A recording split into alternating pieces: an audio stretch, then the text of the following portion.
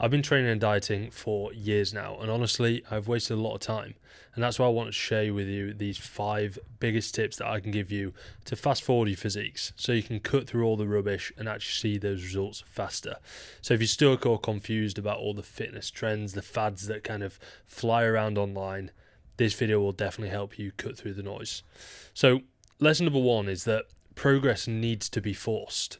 It's not going to come easily. So when you're in the gym, you need to push it harder than you did last time. Actually go into the gym and try to beat yourself from your previous session. That doesn't mean doing endless sets and just doing more and more and more to try to make it somehow better.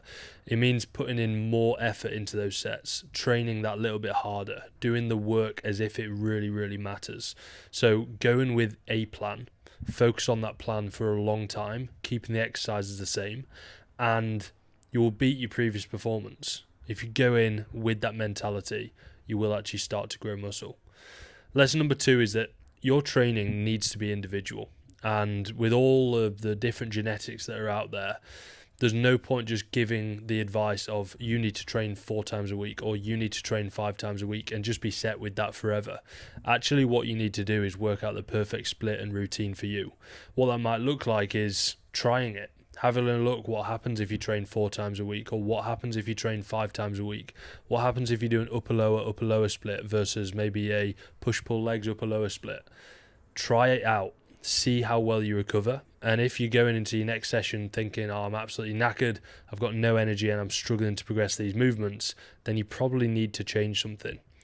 So start with a simple structure, track your progress, and then adjust based on how your body responds as an individual, not just as some blanket statement.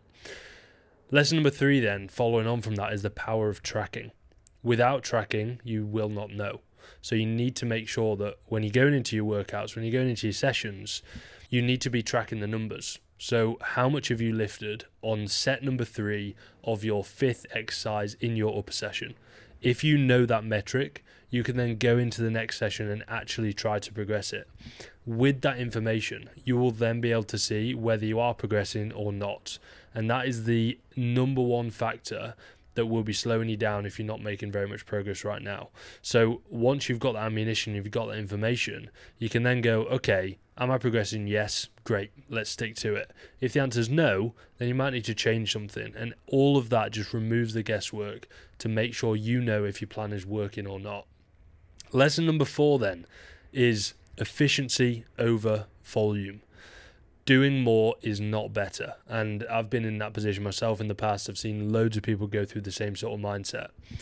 More sets, more reps, more days does not mean more progress, because the quality of the work needs to be there. So if you're not growing, before adding in extra sets or extra reps or whatever it might be, have a look at how well you're actually performing these exercises. Are you using a good range of motion? Are you using a load that is actually usable for you? Are you aligning with the machine properly? All of these little questions come into it before questioning whether you should add more. So make sure the quality of the work is there before you increase the load or the amount of sets that you're doing. Because it's not about how much you do, it's about how effective that work is. 1 set that's high effort and good quality is going to be far better than 5 rubbish ones.